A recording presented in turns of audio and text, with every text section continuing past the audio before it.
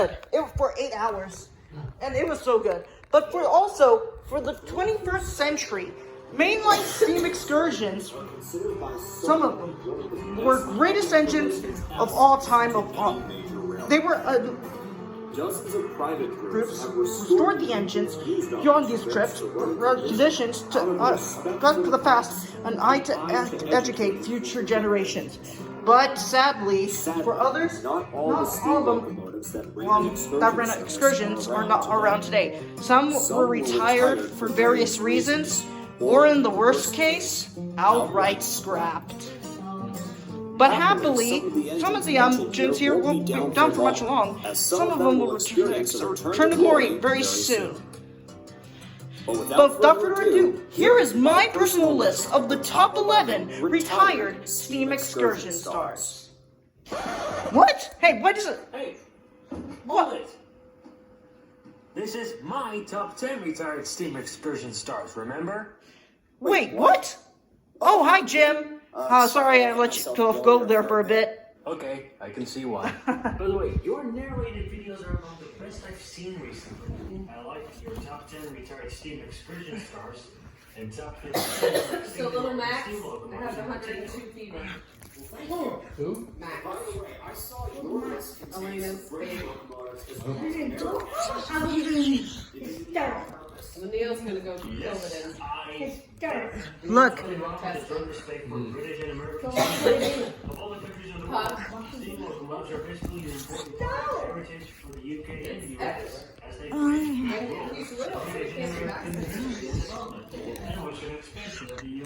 gonna go over there in a minute and test them. Look.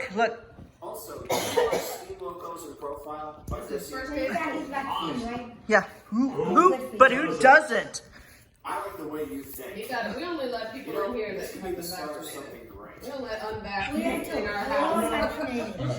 Well, all right. This is Jim's list of his top 10 retired steam excursion stars from Britain and America. Yeah. Unless they're kids that can't be vaccinated. The Norfolk and Western Railway was well known for being one of the few U.S. railroads that built its very own steam locomotives. And among the crown jewels were their big three mainline designs. The Class J 484s, the Class A 2664s, and the Class 1 2882 Malays. Since World War I, the N&W kept on refining the Whitehills until it came up with the ultimate steam locomotive for what they needed to muscle gigantic coal trains over the mountains of Virginia and West Virginia. The result? The Y6Bs, with 30 engines, numbers 2171 through 2200, being built between 1948 and 1952. Locomotive 2174, the fourth engine of the class, was a little more fortunate than the rest because in July of 1959, it became one of two locomotives to pull the N&W's farewell to steam excursion from Bluefield to Iona, West Virginia. The other engine used was Class A, number 1240. The massive Malay put on a great show as she pulled a passenger train full of people who wanted to cherish the final moments of steam on the N&W and performed a jaw-dropping run-by on a bridge near, High Bridge, West Virginia. Clever. Nifty against the Greenpeace though. But anyway, after the excursion, 2174 was sold to a scrapyard in Roanoke. For the record, alongside $10 Y6 Malay number 2143, the local check of the National Railway Historical Society made an attempt to save the 2174 as she was in better condition, but the odds were against them. They didn't have a lot of time to raise $20,000 to buy the locomotive. But to make matters worse, in 1976, the yard in which the two big N&W Malays were stored fell under ownership of a British firm which had But they had no business in selling the American steam engines in their yard. Until with this painful and rather ironic decision, the 2174, the last Y6B, was tragically cut up for scrap.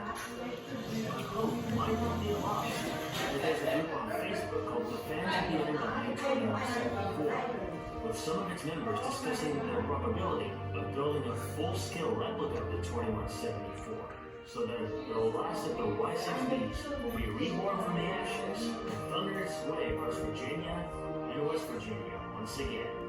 Number 9. Union Pacific Challenger 3967. For well over 50 years, the Union Pacific Railroad has become well loved because of its active steam program, featuring Northern number 844 since July of 1959, when regular steam service on the UP ended and its heritage program began. In July of 1981, Heavy Challenger number 3985 joined the roster, becoming the largest active steam locomotive in the world for over 3 decades. And now, the UP is making railroad preservation history, as Big Boy number 4014 is set to be rebuilt by the steam team. And already has.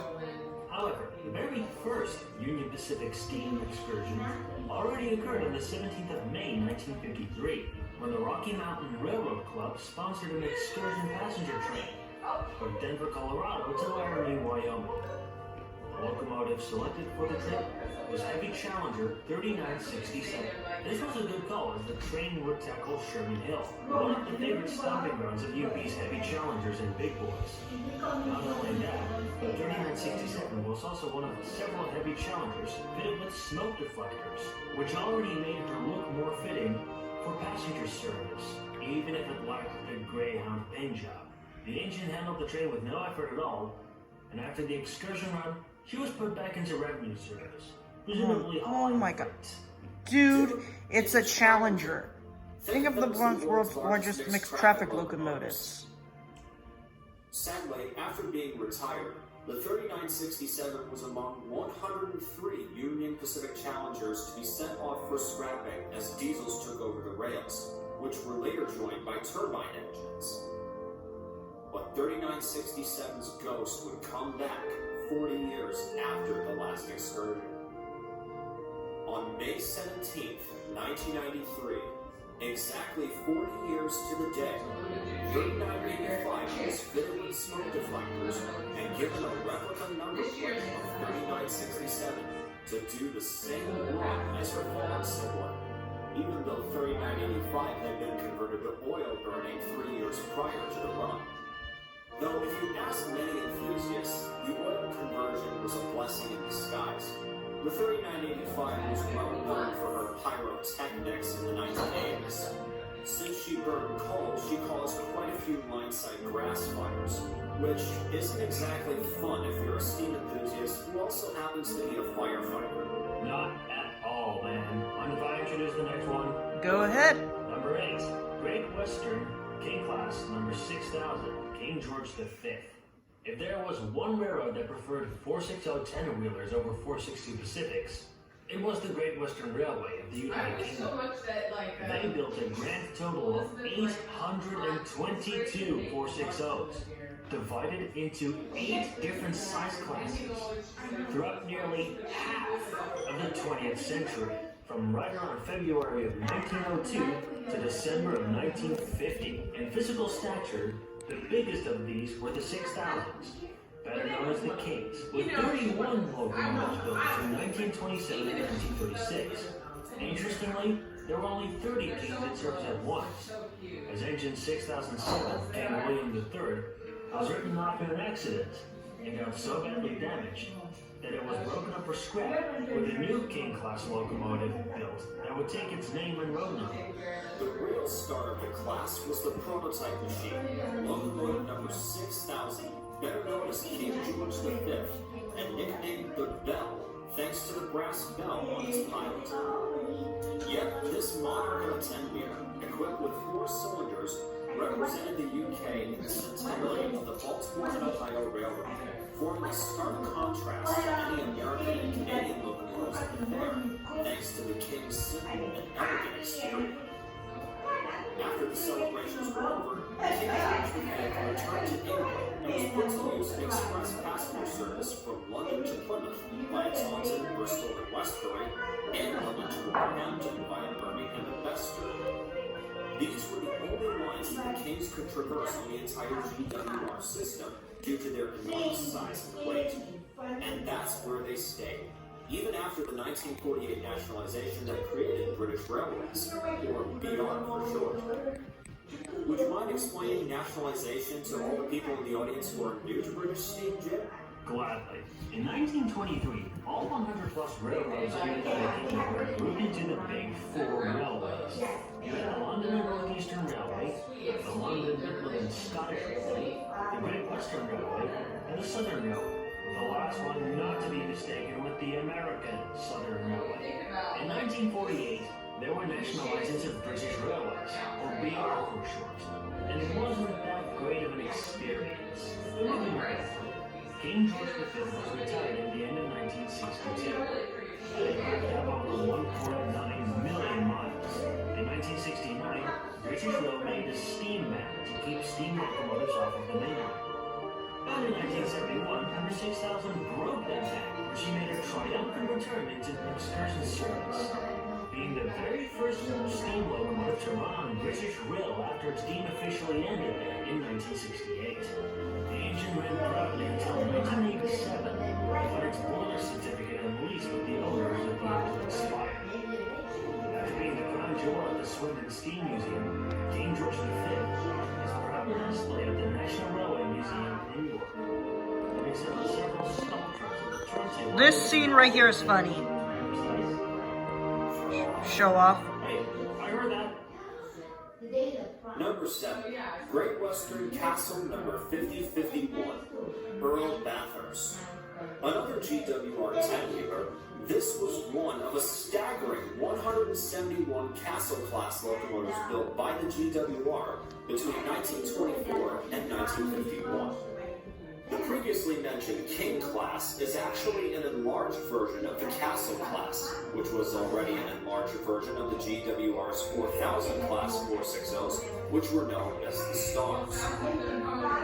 Locomotive number 5051, originally named Driscoll Castle, was built in May of 1936, and after just 18 months of service, it was renamed Earl Bathurst. After 27 years of service, racking up 1.3 million miles, number 5051 was retired from revenue service as a top-line express engine and sent to the famed Wooden Brothers scrapyard in Barron, South Wales. Happily, the Earl wouldn't stay there for very long. In March of 1969, it was the fourth engine to leave Barry, after being sold to the Great Western Society at Didcot. In 1979, 5051 came back, and was renamed back to Driscoll Castle. Even if she'd still run as Earl Bathurst a few times. The locomotive participated in the Rocket 150 celebrations at Rainhill in May of that year, and then it went into excursion service until 1986, when her mainline ticket ran out. This didn't stop 5051 yet, though, as she could be found running around the Great Western Society grounds at Didcot until her boiler certificate ran out in 1990. And even that wasn't enough to stop the GWS from running this engine. In 1998, 5051 was renamed into Earl Bathurst again, and came back from the second rebuild for a second attempt at excursion running. In the summer of 2003, 5051 made one of her most famous runs yet, heading to Torbay for a special rescue operation of sorts. To give you the skinny, fellow Great Western 10-wheeler number 7802, Bradley Manor, suffered a breakdown. The right-hand bearing on its rear driving wheel set overheated while pulling the Torbay Express from Bristol to Kingsway, on the first weekend of the trips, no less. Canceling was unthinkable as the Torbay Express was rapidly selling out. Fortunately, the perfect replacement was waiting in the wings. Yeah, the Earl would be going to the seaside to replace its broken-down sibling. After these trips, the 5051 went back to mainline running and back home to Didcot. In 2007, the Earl made a second epic run in this excursion career, this time stomping around Wales, running from Swansea to London Paddington on March 1st, carrying fare-paying passengers. Using any GWR Express locomotive on this run was appropriate, as the GWR was active in a large portion of Wales, And March 1st is St. David's Day, the feast day of St. David, the patron saint of Wales. Sadly, in 2008, its boiler certificate expired again.